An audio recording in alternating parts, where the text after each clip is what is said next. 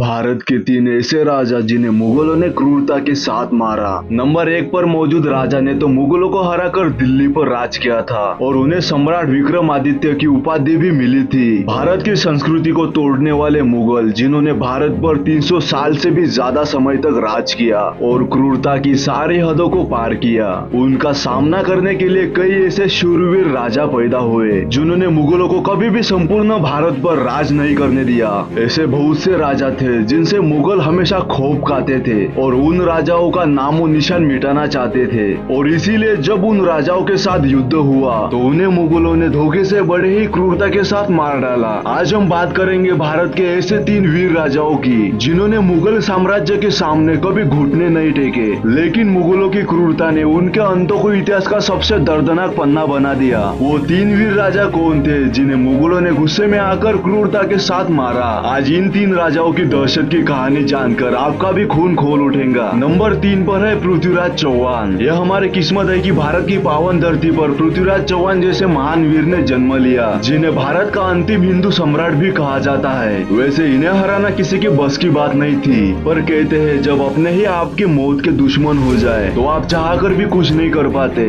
कुछ यही कहानी थी पृथ्वीराज चौहान की, जिन्हें उनके अपने ससुर राजा जयचंद ने दुश्मन का साथ देकर मरवाया था। अजमेर के राजा सोमेश्वर चौहान के यहाँ पर 1166 में जन्मे पृथ्वीराज चौहान बचपन से ही बड़े शक्तिशाली थे। पिता की मृत्यु के बाद 13 साल की उम्र में ही उन्होंने अजमेर के राजगढ़ की गद्दी संभाल ली, जहाँ उनकी बल बुद्धि के कारनामे देखकर उनके दादा इतने खुश हुए कि उन्हें सीधा दिल्ली का उत्तराधिकारी बनाने का ऐलान कर दिया गया। इससे राजा जयचंद नाराज हो गए, लेकिन वो पृथ्वीराज चौहान के कट्टर दुश्मन तब बने जब उनकी बेटी राजकुमारी सहयोगिता को उनके स्वयंवर से पृथ्वीराज चौहान भगाकर ले गए। दोनों ही एक दूसरे से प्रेम करते थे। इस बीच 1191 में एंट्री हुई मुस्लिम शासक सुल्तान मोहम्मद शहाबुद्दीन गौरी की, जिसने पृथ्वीराज चौहान को कई बार हराना चाहा, लेकिन उसको सफलता कभी भी नहीं मिल पाई। पृथ्वीराज चौहान ने युद्ध के मैदान में मोहम्मद गौरी को 17 बार हराया। इसके अलावा वह इतने दरिया दिल थे कि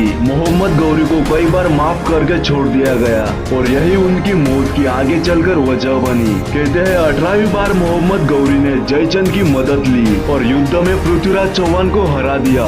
इसके बाद उन्हें बंदी बना लिया और अपने साथ लेकर अफगानिस्तान चले गए। पृथ्वीराज चौहान और उनके मित्र चंद्रबरदाई दोनों ही कैद में थे और पृथ्वीराज चौहान ने 17 बार गौरी को हराया था। इसी वजह से मोहम्मद गौरी की नफरत और बदले की आग ने उसे और हैवान बना दिया।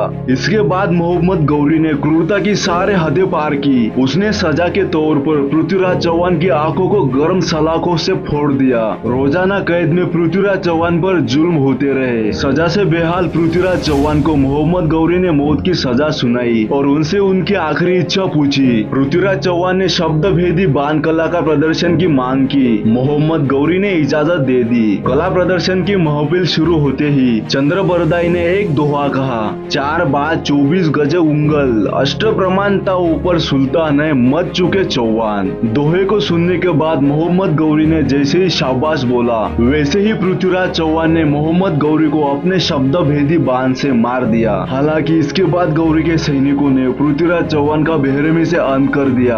कहते हैं मृत्यु के बाद उन्हें अफगानिस्तान के एक मस्जिद के सीढ़ियों में दफना दिया गया, जहां नमाज पढ़ने वाले हर दिन उनकी कब्र में जूते चप्पल मारते थे। कुछ भी कहो, पृथ्वीराज चौहान थे सबसे अलग राजा और अगर अपनों ने ही इनके साथ गद्दारी ना की होती तो आज भारत कुछ अलग ही होता। नंबर 2 पर आते हैं छत्रपति संभाजी महाराज। मराठा साम्राज्य की नींव रखने वाले छत्रपति शिवाजी महाराज के बड़े बेटे शूरवीर मराठा छत्रपति संभाजी महाराज, जिन्होंने मुगल साम्राज्य की नींव हिलाकर रख दी। 14 मई सन 1657 ईसापुर में जन्मे संभाजी महाराज, जिन्हें उनके ही अपनों ने दगा दी और मुगलों के हाथों मरवा दिया। 120 से भी ज्यादा युद्ध जीतने वाले संभाजी महाराज की मृत्यु को सबसे क्रूर मृत्यु के रूप में जाना जाता है। उन पर क्रूर औरंगजेब ने इतना जुल्म किया, लेकिन उन्होंने कभी भी उनके आगे घुटने नहीं टेके। 1689 में संभाजी महाराज को मुगलों ने पकड़ लिया और फिर उन्हें इतनी यातनाएं दी कि इतिहास भी शर्मा जाए। मौत के रूप में मुगल क्रूर शासक औरंगजेब सामने था, लेकिन वो छत्रपति संभाजी महाराज स्वाभिमान से भरकर अपनी छाती चौड़ी कर औरंगजेब के सामने डटकर खड़े रहे। उस शूरवीर राजा ने नहीं कहा कि औरंगजेब मुझे छोड़ दो, मुझे माफ कर दो या मुझे शरण दे दो, बल्कि उन्होंने उसके ही दरबार में उस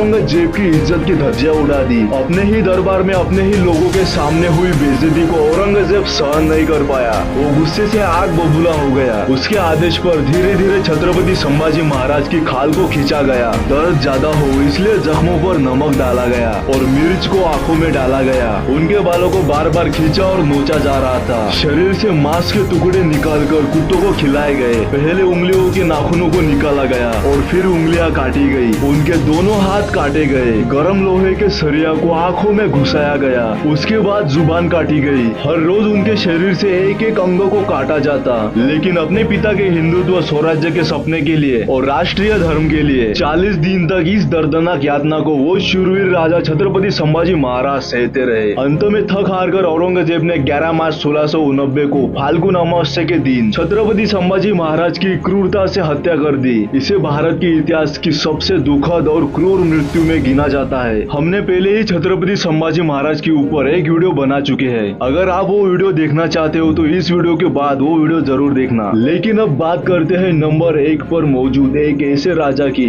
जिसकी मृत्यु को भी क्रूर माना जाता है। वीर हेमू विक्रमादित्य, जो ना ही राजपूत थे और ना ही एक क्षत्रिय, जिन्होंने अपने पूरे जीवन काल में कुल 22 लड़ाइयां जीती, जिसकी वजह से उन्हें मध्य युग के समुद्रगुप्त का खिताब दिया गया। साथ ही भारत का नेपोलियन भी कहा गया। 1556 में पानीपत की लड़ाई में हेमू ने मुगलों की सेना को धूल चटा दी और दिल्ली पर कब्जा कर सम्राट विक्रमादित्य की उपाधि ली। कई युद्ध जीतने के बाद जब वो आखिरी युद्ध में गए तो उन्हें बड़ी क्रूर मृत्यु प्राप्त हुई। हेमचंद्र 1501 में हरियाणा के रेवाड़ी गांव के कुतुमपुर में जन्मे। उनके परिवार में किराने का काम होता था और हेमू रेवाड़ी के गली में नमक बेचा करते थे। वह एक शूरवीर थे जिन्होंने शेरशाह सूरी के बेटे इस्लाम शाह का ध्यान अपनी तरफ खींचा और जल्द ही वह बादशाह के विश्वास पात्र बन गए। उन्होंने पहले खुफिया और डाक विभाग का प्रमुख बनकर काम संभाला। फिर बाद में इस्लाम शाह को उनमें सैनिक गुण दिखाई दिए, जिसकी वजह से आदिल शाह के शासनकाल में हेमू को वकील आला यानी कि प्रधानमंत्री का दर्जा मिल गया। जब आदिल शाह को खबर मिली कि हुमायूं ने वापस दिल्ली के सिंहासन पर कब्जा कर लिया है तो उन्होंने हेमू को मुगलों को भारत से बाहर निकलने की जिम्मेदारी सौंपी। 500 लोगों की सेना, 1000 हाथियों और 51 तोपों के साथ उन्होंने दिल्ली की तरफ कूच किया। 6 अक्टूबर 1556 को वह दिल्ली पहुंचे और उन्होंने तुगलकाबाद में अपनी फौज के साथ डेरा डाला और अगले दिन उनकी और मुगलों की सेना के बीच भिड़ंत हुई, जिसमें मुगलों की दर्दनाक हार हुई। हेमू ने विजेता के रूप में दिल्ली में प्रवेश किया और अपने सर के ऊपर शाही छतरी लगाकर हिंदू राजा की स्थापना की।